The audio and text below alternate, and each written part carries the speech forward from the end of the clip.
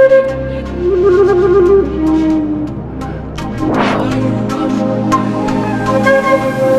my queens and kings. Welcome to Pharaoh Tarot. I'm Butterfly Williams, and I'll be serving up a moonwave reading for the full moon in Pisces. Welcome, welcome, welcome. What we do here at Pharaoh Tarot is channel ancestral wisdom for contemporary times through tarot and oracle card readings. If anything I'm about to say resonates with you, please like, share, subscribe, and comment. It really helps out the channel. If you'd like a personal reading, please check out the description box below and send me an email. I'd love to help you out.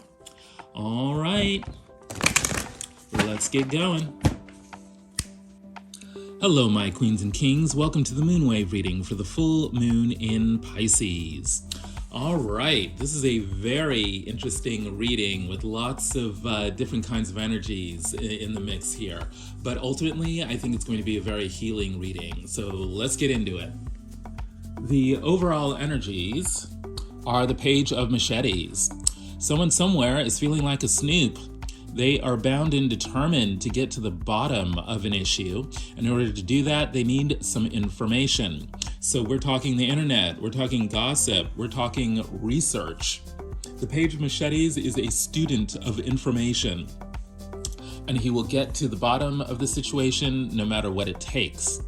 It's looking like the situation relates to the world of work. We've got the Knight of Pentacles here. This is about having some kind of project that relates to how we make our abundance. Knights are in and out. They are time limited. They are not here forever. But they are especially determined to reach their goal. And the Knight of Pentacles is notorious for taking as much time as it takes, being very persistent, very determined to get to the end of the situation. And yet we've got the Two of Swords energy here as well.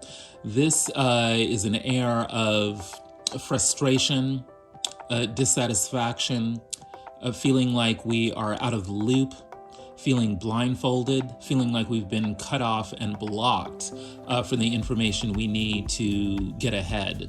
This makes a lot of sense and resonates with the Page of Machetes. This is why people are, very determined to get the information that they need. They want to get out of this feeling of stagnation. And it's looking like there are some high stakes to getting this information that will release us from stagnation, because we have the Hierophant here. This is a major arcana card. It's divinely guided. The Hierophant is the guru. He is installed in some sort of traditional institution and has power and derives power through his ability to communicate his ideas to other people.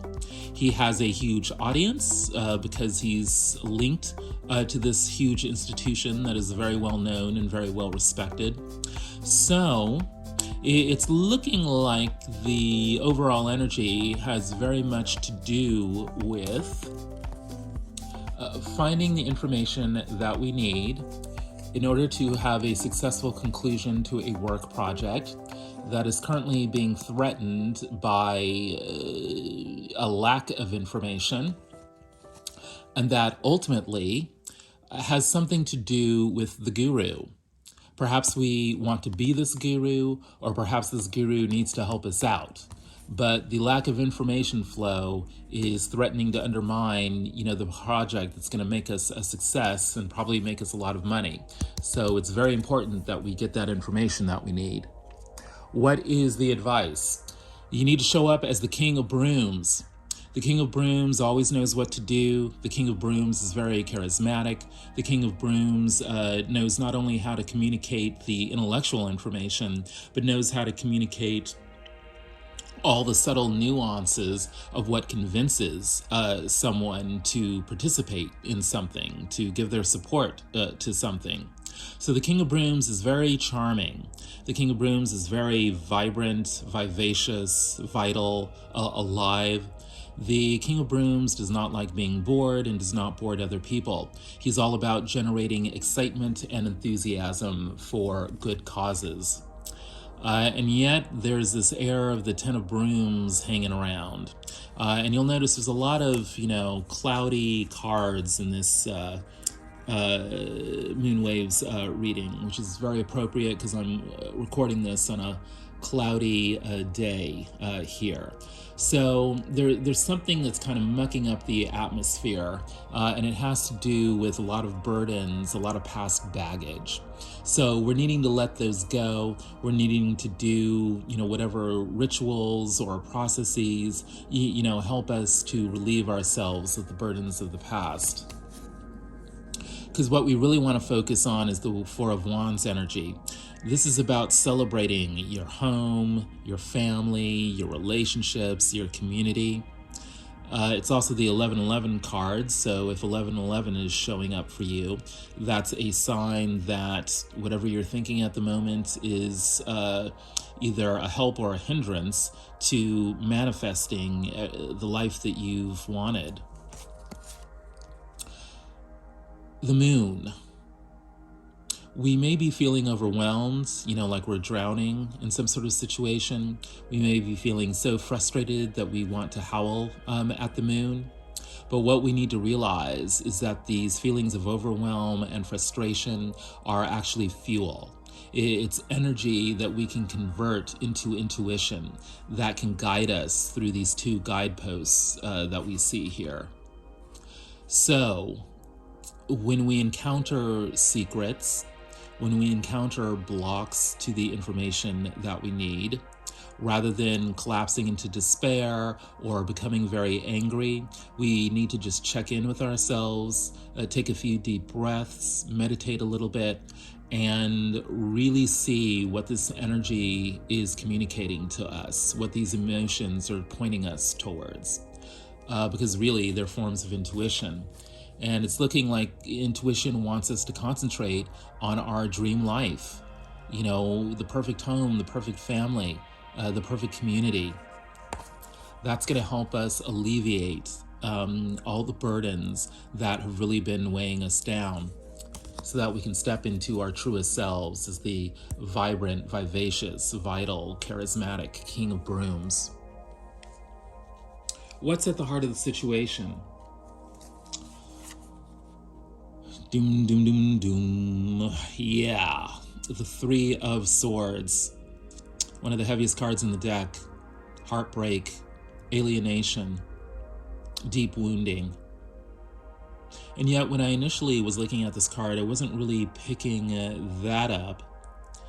The kind of heartbreak I was really seeing had to do with spiritual awakening and spiritual expansion. The way in which the heart was breaking was that it was bursting wide open. That the previous circumstances that came along with the previous baggage just no longer worked. Like it just got very tired, old, and gray, and just kind of peeled away like some old snake skin. And instead was this pumping, vibrant, vulnerable, fresh heart that was willing to reconnect with people, but of course was still carrying the lingering traces, perhaps scars of, the past relationships that had felt like stabs in the heart. So there's a lot of tension, I think, in this reading between seeing the Three of Swords as complete emotional devastation and seeing it actually as the residue of spiritual awakening and spiritual expansion. The heart burst wide open into a new level of vulnerability that enables richer, deeper, more fulfilling relationships. So then we've got the Two of Pentacles. Traditionally, this is about, balancing priorities so that we don't get completely overwhelmed and bowled over by all the different demands, coming at us. But in the context of this Three of Hearts, it's looking like we're needing to balance, say, the spiritual expansion that comes from, heartbreak, some devastating loss, and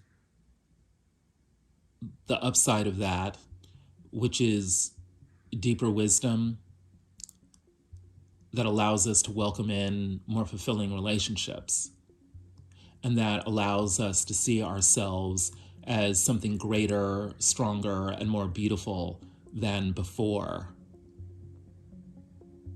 There is something about, I think it's called wabi sabi in Japan, this idea that the broken cup that has been pieced back together is more beautiful than the original whole cup. This is what this Two of Pentacles is about. It's in this 8 figure, which suggests, abundance, the numerology of prosperity, but it's also the Ouroboros, the snake eating its tail, an endless process of becoming, of energy, of life force. So there's something here about, repeating cycles, and yet wanting that cycle to be a spiral rather than a circle, something that is elevating us even as we return to the past. Now, to ground all that heady stuff, we've got the goddess. The goddess is the ultimate expression of the divine feminine, and it's ultimately about grounding ourselves in our bodies by celebrating the beauty of our bodies, by engaging in rituals of self-care that not only communicate that we love ourselves and that we deserve that love, but actually demonstrates and shows in a very physical sense that our bodies are worth maintaining, and convincing ourselves that our bodies are beautiful. Then there's also the moon hanging out here in the background, and it's very interesting because the moon was in the overall advice. The divine feminine is very tapped into her spiritual source, who gives her messages of care and calm and connection. So we're using our intuition to take care of ourselves, to nurture ourselves, to make ourselves worthy, to make ourselves recognize that we are worthy of love, both from ourselves and others. That is what is getting us through the process of overwhelm and helping to mend back together the heart. What's in the upper world of this situation? Well, the Six of Cups, which is no surprise in terms of what we just said, because we are very much looking back into the past. And, if we're wise about it, we will seek out the good parts of the past and not just wallow in the bad parts of the past. We will realize that our inner child, grew up, in certain ways, was influenced by certain people and events. And part of our self-care ritual is talking with that inner child, talking them past the negative events and encouraging them to remember the good events, in our childhood. Who are the childhood friends that we loved and that we relied upon for support, that we loved to play with? And how have those relationships and the relationship patterns that we've learned from those relationships, how is that carried forward into our present? Not just the bad patterns, but also the good patterns.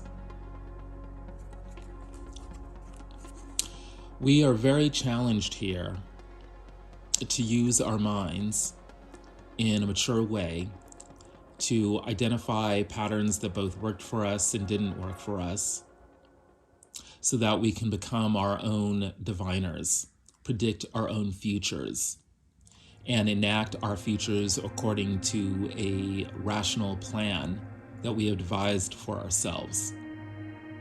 Here we have the King of Swords depicted as a priest of Arun Mala, which is one of the divination gods of the Yoruba tribe of West Africa. It's interesting to see these two towers, kind of reminiscent of the guideposts in the moon card. There's something about, using our own inner divine knowledge to divine the future.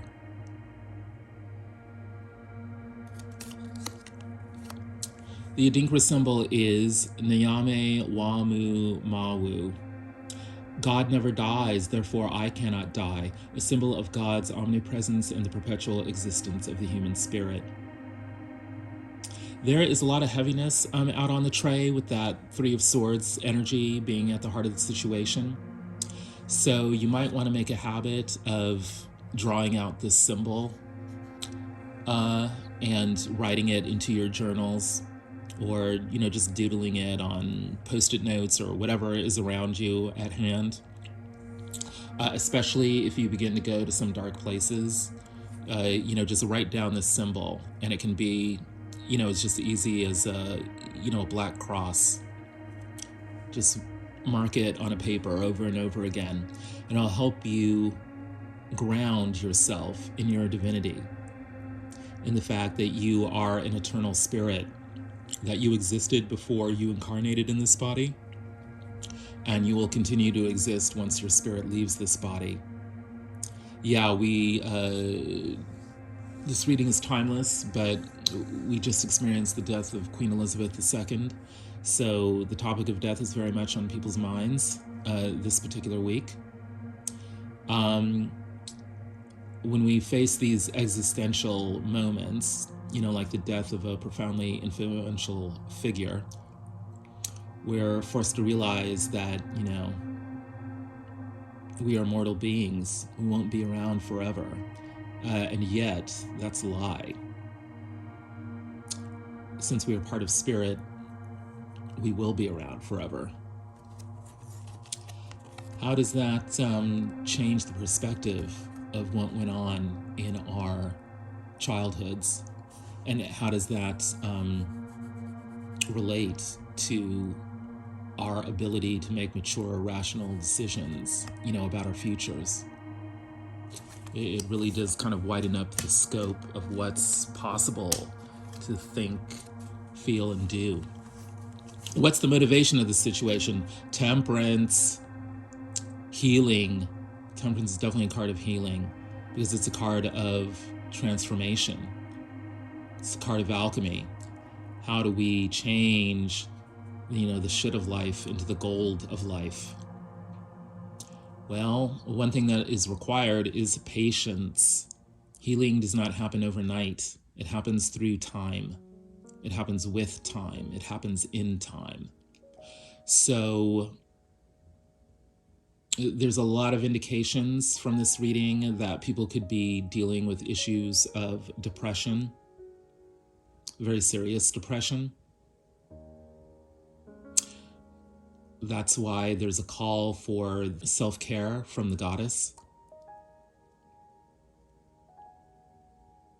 As we sift through the options available, the challenges upon us, the influences that may be helping or hindering our mental health, we need to be taking care of ourselves in a way that is patient, that is not putting extra pressure on us. It's interesting that the angel has, she's just dipping one toe, into the tub of water. This suggests that we need to take a ginger, approach to dealing with things rather than going whole hog into whatever, including our own emotions, including, rehashing the situation that we are in. Just take baby steps. Taste it, rather than swallow it. And allow ourselves to undulate, to go back and forth. Because what we're really nurturing here, what we're really changing here is not just the situation, not just other people, not even our feelings. You'll note that traditionally the Angel of Temperance is depicted with a right side up triangle. This is the alchemical spirit symbol. This is the alchemical symbol for fire, which means spirit. What we're really after here is nurturing our spirit and changing our spirit, keeping that fire lit within. And it's looking like this motivation has a lot to do with money. We've got the Ace of Coins waiting for that divine gift of abundance to hit. that new opportunity that is going to change everything for us materially. It's very dramatically depicted here in the Journey to Egypt Tarot as a coin of Cleopatra. So there's something, yes, speaking of Queen Elizabeth II, remembering past royalty, remembering that life comes to an end, that as much as we strive, for wealth and prestige and influence, in the end, we have to leave our bodies. And yet there's also the legacy of what we've done that's left behind for others to either enjoy or to contend with. Yeah, there's something here about the real opportunity has to do with our ancestors and their legacy, and dealing with that legacy, both good and bad, as a way that, as a path to healing. And then to lay it on thick, we've got death here. Mortem, death, from Sibyl's Oraculum. We are really dealing with some major existential realizations with this moon wave cycle. We're thinking very carefully about how death is related to money. That often comes up in terms of inheritance. And we're needing to figure out how we can use this inheritance for healing and not let it just become this, overwhelming shit show. I don't know what to do with this inheritance. I don't know what to do with my ancestors. I don't know what to do with myself. Rather than go down that road, let's express gratitude for being alive. Let's ground ourselves in knowing that our ancestors love us and want the best for us. And no matter what went down in the past, everything changes once death enters into the picture. Death indicates new life, a new beginning. We know that there's a new beginning here because the Ace of Coins is here. And there's specifically a new beginning in terms of abundance. So if we have felt limited in the past by, lack of money, lack of access to material things, that's coming to an end. That energy is dying. And we are slowly, patiently, bringing in the new beginning by sifting back and forth between our choices. As we do that, we test out the emotions and feelings around us, the reactions we get, and we nurture our spirits. Keep the home fires burning. Whew. What is going on with you directly? The Eight of Wands. This card is traditionally about, information that comes in, messages that come in from far away, closely associated with social media and the internet, just like the Page of Machetes and the overall energy is. But I was picking up more the speed aspect from this card. Anytime this card enters the picture, the Eight of Wands, things speed up.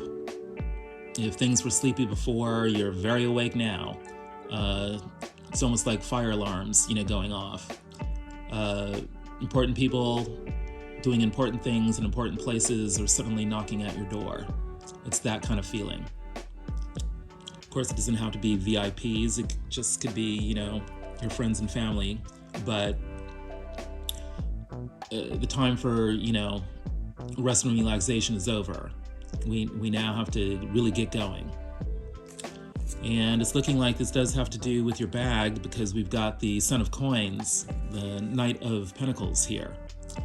And this guy is studious. This guy is a planner. Maybe a little slow, but he's thorough. And he is going to reach his goal no matter what.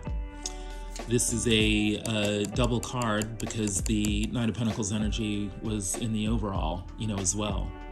So we're getting some wake-up calls, probably from numerous people, about, needing to get a move on with this long, intensive money process that you've been involved with. Could be, a job search, could just be a long-term business project. You could be volunteering, your time, with something, but now it really needs to get a move on. Cord cutting is needed. Past trauma is draining your life force. So now we're getting some more insight into the Three of Swords situation. Whatever went down in the past, it's eating up so much of your mental energy that it's actually draining your life force. And it looks like it probably has something to do with work. Maybe you're working too hard at work.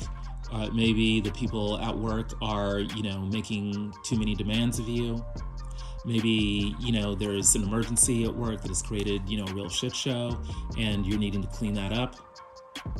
This is why the goddess showed up in the heart of the situation, because you must return yourself to your inner goddess, and you must nurture her.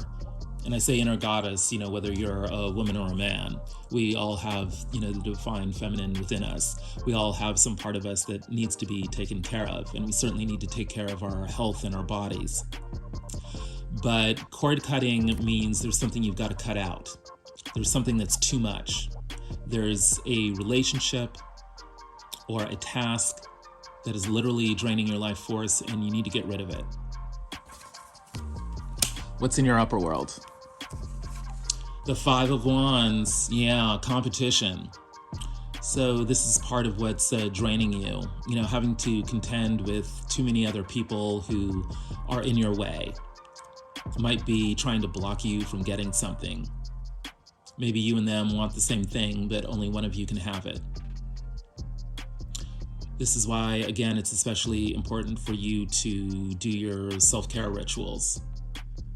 Whether it's going to the gym, doing your makeup, buying clothes, hiking in nature, whatever it is, you've got to take care of yourself so that you're fit and prepared, to be your best so that you can compete. Iya Kane, Queen of Wands. Just like her counterpart, the King of Brooms, which is your overall advice, she is vivacious, she's beautiful, she's charismatic, she knows what to do. She's the divine feminine version of this. So she's eager to communicate her vision of what it means to be vibrant. And she's gonna keep looking good even as she fights with others for what she wants. There's definitely a role model-ish quality here. It's reinforced by, the overall advice of the King of Wands. But Iya Kane, the Queen of Wands, really emphasizes the aspect of, being put on display or being on show. There's a sense here that people are looking at you. There's something very compelling about you. And, people want your life force. And you need to protect that. That's why the advice is cord cutting. And Iya Kane is reinforced by Atis, the ancient Egyptian goddess of the Nile. She represents fertility and satisfaction. Very interesting because Atis showed up in the exact same position last week for the reading on strength and satisfaction. It's also very interesting because the week before that, Set, the ancient Egyptian god of the shadows, had shown up in this position. And I had said that in that reading that there was going to be an eruption almost like a flooding of the Nile through the desert that is depicted on that card associated with Set.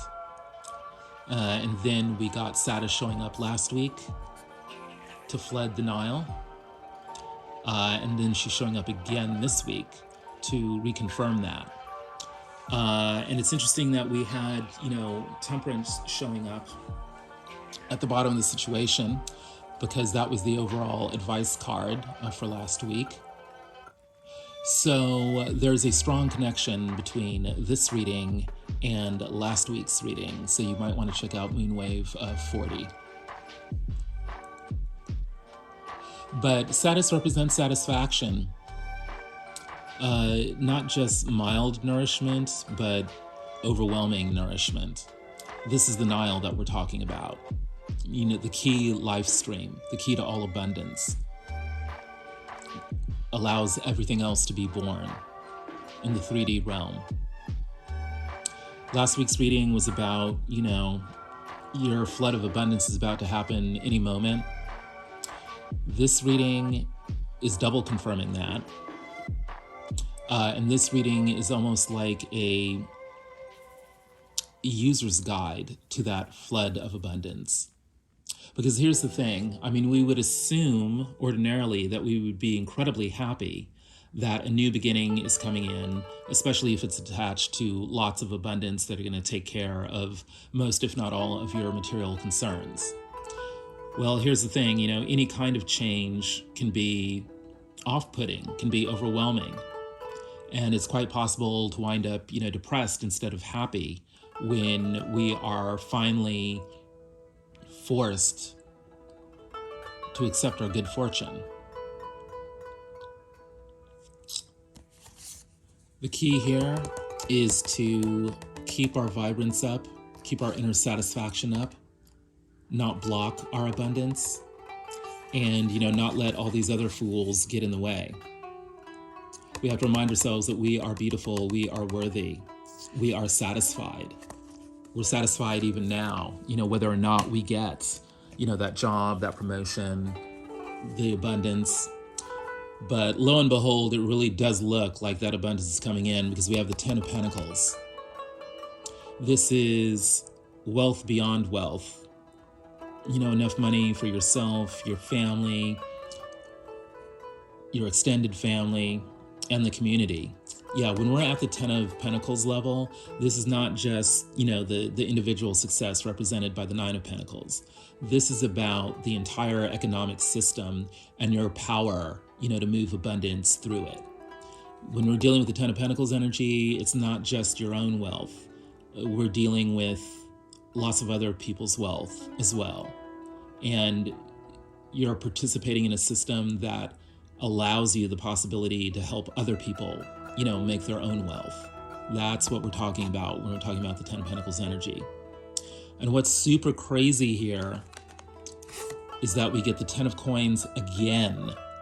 Here, very, dramatically depicted by the Dust to Onyx tarot as these, black power fists clutching these aces of pentacles, 10 of them. So there's very much the sense of community empowerment, through finances, through, programs that circulate abundance. Could have to do, with banking, could have to do with entrepreneurialism, whatever has to do with, the coin in a way that empowers the community at large. This is what we're motivated by.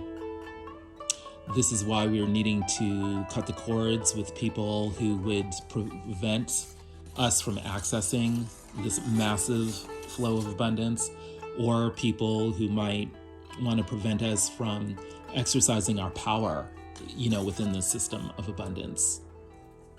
The power animal is the caracal. Trust your intuition and follow through. Be aware of your surroundings and leap at opportunity. So again, just more confirmation that flow of abundance is, going to be happening any moment now. And the key word here is opportunity. There will be an opportunity that you need to leap at. And it has to do with money, with finances, with economics.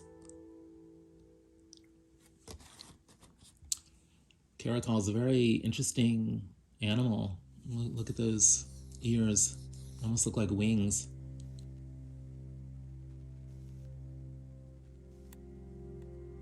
The flower is a Roselia, I believe. Okay, let's move on.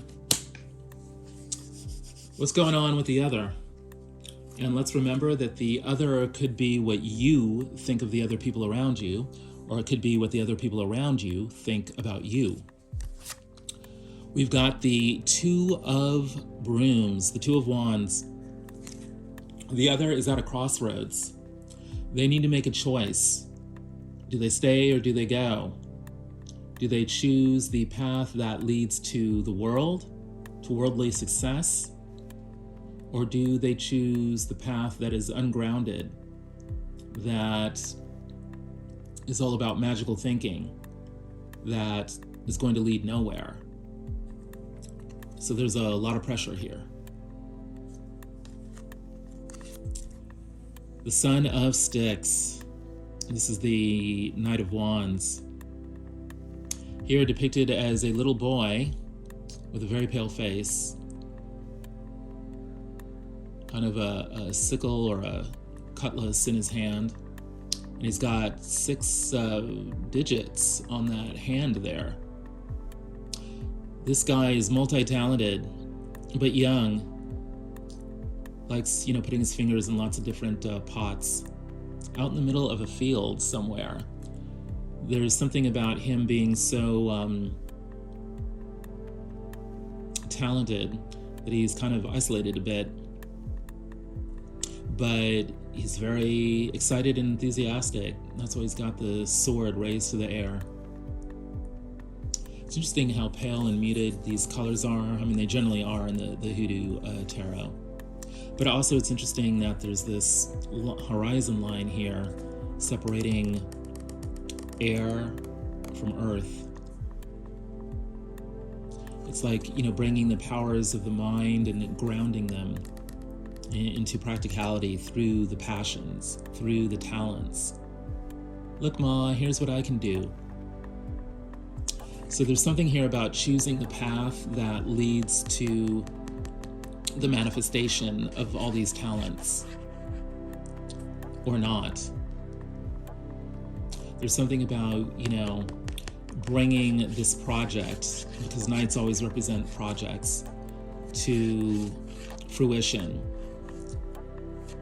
Turning the pale colors of this card into very vibrant, bright colors, like the ones in the Ghetto tarot. These are what the choices, the day-to-day choices are dealing with. Then we have devotion, a dedicated partner whose love is unconditional and eternal. The Knight of Wands is traditionally thought as a player's card. But it could also be, the card of fickleness, of, having a lot of talents, but not really, making the most of them.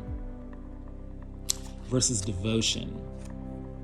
Here we have a, mature expression of love and relationship. Not the player, not fickle.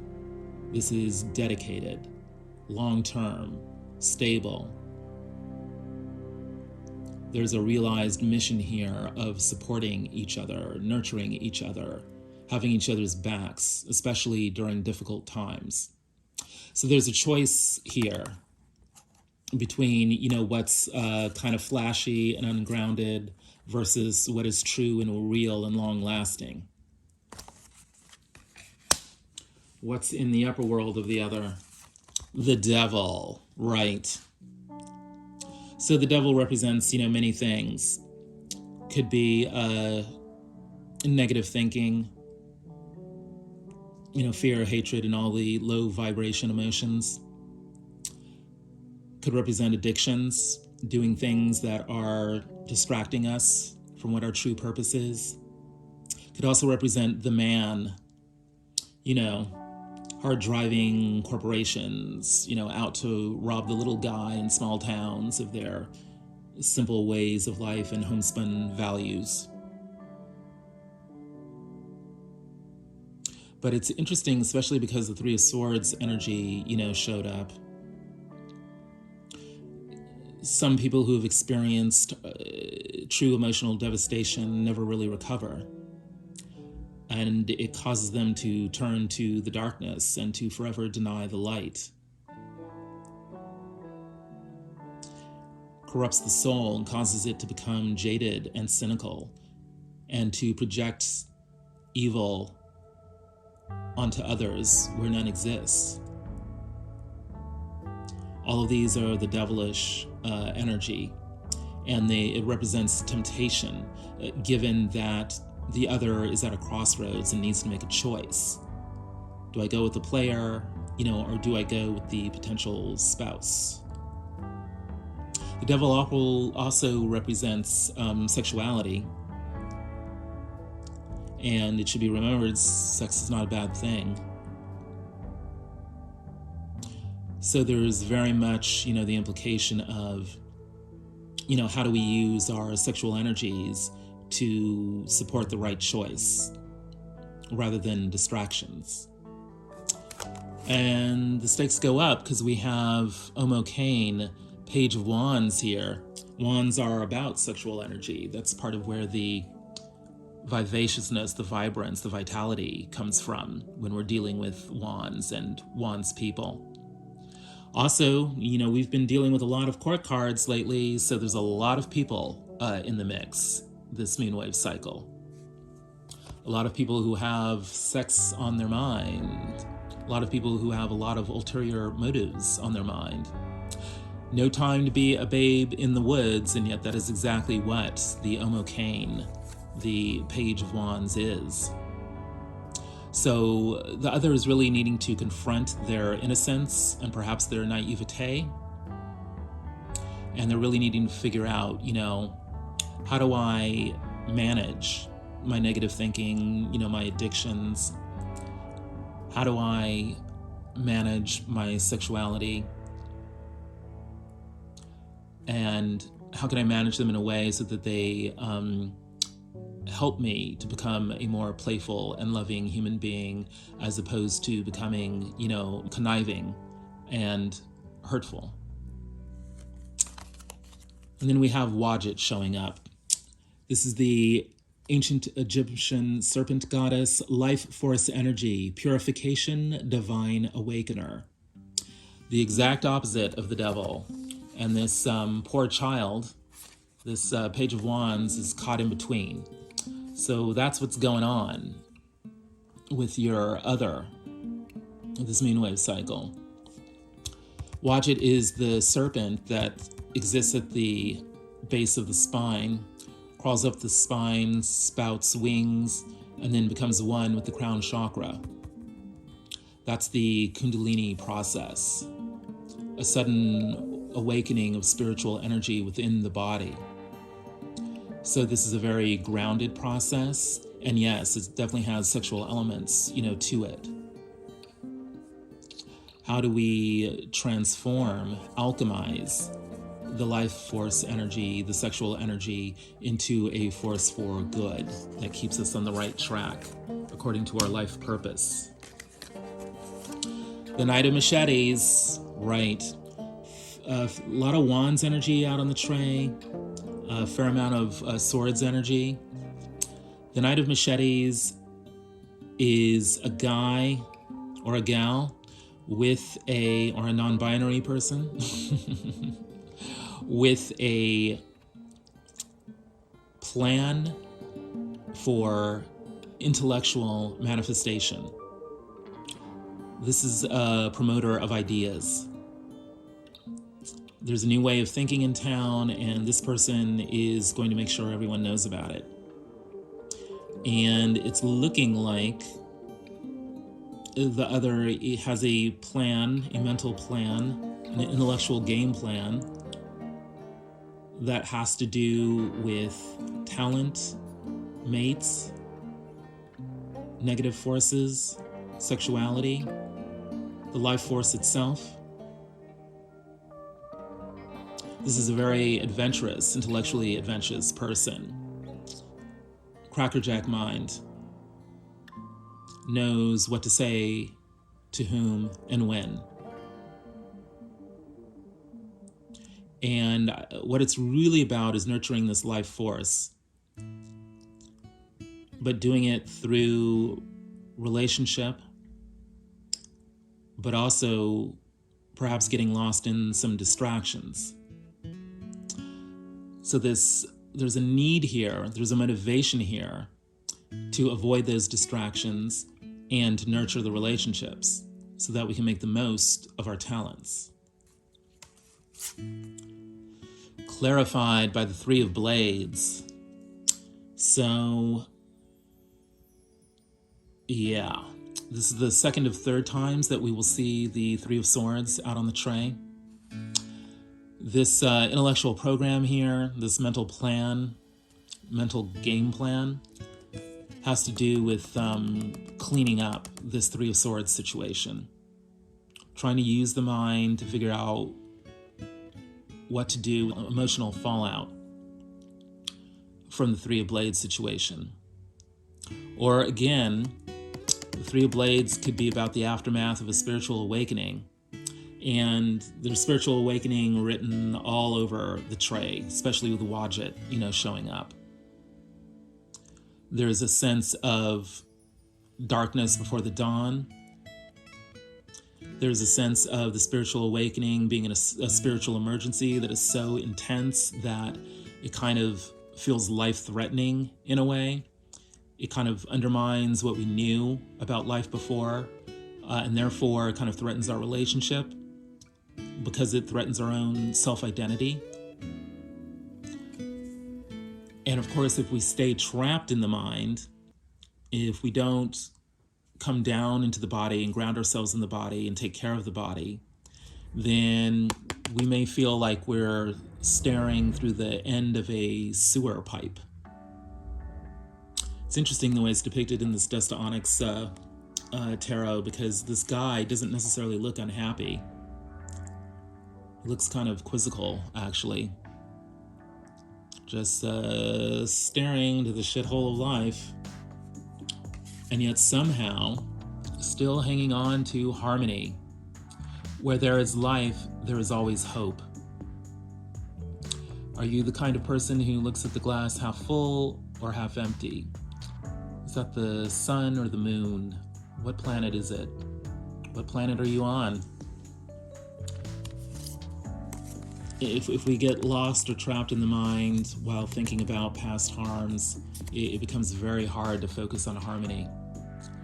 And that's what the Others Project ultimately needs to do. It needs to become a game plan for harmony. Being harmony, cultivating harmony, manifesting harmony. Where there is life, there is always hope. Try to look at the glass as half full. What is the outcome? The Tower, of course. We've been talking about heartbreak, but we've also been talking about spiritual awakening. We've been talking about depression, but we've also been talking about the need to focus on what brings harmony into our lives. All of these things, especially these, crazy opposites, really speak to a tower moment. The rug is being pulled out from under us in a very sudden fashion, a very thorough fashion, and the world is just simply not ever going to be the same. The thing, though, is that that's not necessarily bad. We've got the Star, and this is another sign that there's a very strong link between this reading and Moonwave 40, because the Star, this card, showed up in the exact same spot last time. The Star is a card of healing, of wish fulfillment, and of recognition. So this Tower moment is the moment that you become the Star. So instead of being depressed and fearful about this, and we've already mentioned before that it's a common reaction to great good fortune to actually not enjoy it. It has to do with deep-rooted patterns of feeling undeserving, unworthy. If the universe arranges things such that you suddenly become a star, then it was your fate. It was your birthright. It was foreordained. We need to learn to accept the great good grace that sometimes comes into our lives. And it can be really, really hard to do if you've had a really, really hard life before. If you've almost come to accept that struggle and oppression, were your lot. Maybe they weren't. Every day is what you make it. This seems on the surface like such a humdrum existential, statement, but it's really one of the most profound affirmations of your own empowerment that you could ever hear. Every day is what you make it, because you have the power to make your day whatever you want. You can make it, a shit show tower moment, or you can make it the star. Whatever it becomes is what you make it. What's in the upper world?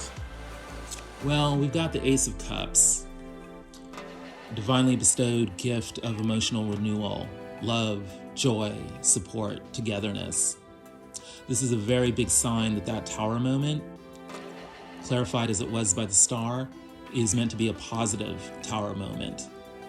That tower may appear to have unleashed chaos in your life, but ultimately it's getting rid of chaos so that it can bring in the nourishment, the divine water, what the alchemists call the aqua permanens, the magical elixir.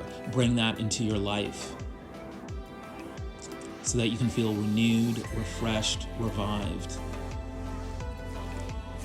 And we know there's a social aspect to this. I was talking earlier about, with all these court cards out on the tray, we know that a lot of people are involved. Well, guess what? Some of these people are your friends. Your soul tribe is coming in to offer you that Ace of Cups. You, till now, have been dealing with a lot of competitive people who did not necessarily have your best interests in mind. But now doorways are being opened.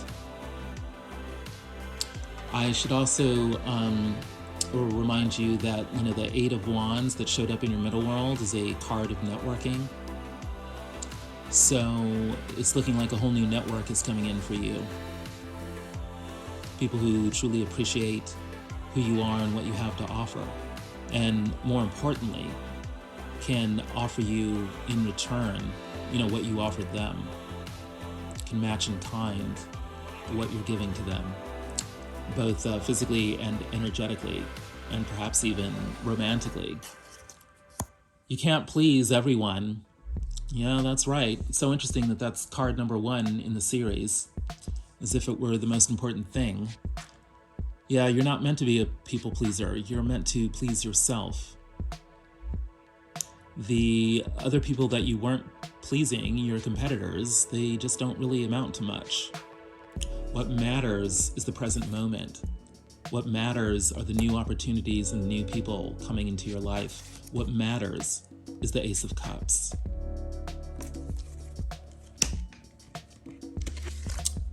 What's in the motivation? The Empress. Yet another sign that tower moment is going to be a good one. Yeah, it's really just going to clear out all the detritus, all the trash, both physically and emotionally. This is why it feels so heartbreaking and devastating, the spiritual awakening. It's like a tornado, just blasts through your life. Tornadoes are made of wind, so it's the air element, it's the intellectual element, it's the mental force. This is the flip side of your depression. It's the will of your mind to be pure, to be clean, to be a completely undefiled, receptive force of awareness. And it results in the Empress becoming socially empowered, socially aware, socially aligned, no longer afraid of people, but a leader of people. Not like the emperor through domination and control, but like an empress, through love, through nurturance, through comfort. The empress is truly all that. You know, the Nine of Pentacles can't hold a candle to her. She's calm, she's pleasant. She already knows what your needs are. She's traveled your path. She's empathetic. She is so deeply loving of her people and herself that there is no question that her heart is in the right place and that she's going to lead you to some place new that occurs to you as a profound revelation. You may be meeting an empress, or you may be becoming an empress. But this card is very much the exact opposite of the depression energy. It's the exact opposite of just the mental energy. This is about being fully realized, fully in the world, fully in your body. The empress is an aspect of the goddess. She knows how to take care of herself. She knows how to take care of others. She knows how to make self-care into a group, communal, collective process. And out of that process comes new ideas, new organizations, new processes, even a new child. That's what's motivating this outcome. So that tower is breaking the empress out of her chains. And yet we have the third Three of Swords card here. In this context, we learn that the Empress has a past and that she's overcome that past, and she's gained a great deal of wisdom from that past and knows how to share it with others, knows how to lead others out of the depression, out of the muck, out of the doom of the Three of Swords heartbreak energy. She is spiritual awakening incarnate, not in the abstract, but in the real 3D world. She knows how to heal the Three of Swords energy. Notice the difference between how dark and dank this Egyptian tunnel is and how bright and green and luscious the environment is around the Empress. The Empress used to be caged in this Three of Swords, but now she's in her element. Now she is truly amazed. You have worked hard to get everything just the way it is right now. Trust and enjoy this moment. Everything is as it should be. Right. So your depression, your overwhelm, believe it or not, everything in your life has led to this moment, and this moment is perfect. You are about to become the Empress. You're about to meet the Empress, and it's going to change your life forever, for the better. Whew.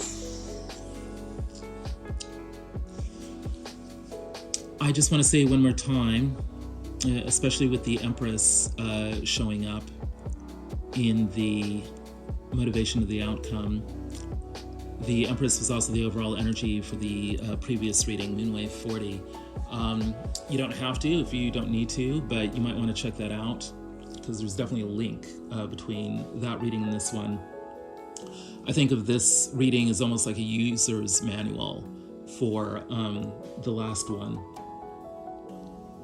People who are dealing with the emotional fallout of either not getting what they wanted or getting what they wanted, will benefit from looking at both of these readings. Okay, my queens and kings. If any of this has resonated for you, please like, share, subscribe, and comment. It really helps out the channel. If you're interested in a personal reading, those are definitely available, and please drop me an email. You can find that address in the description box below.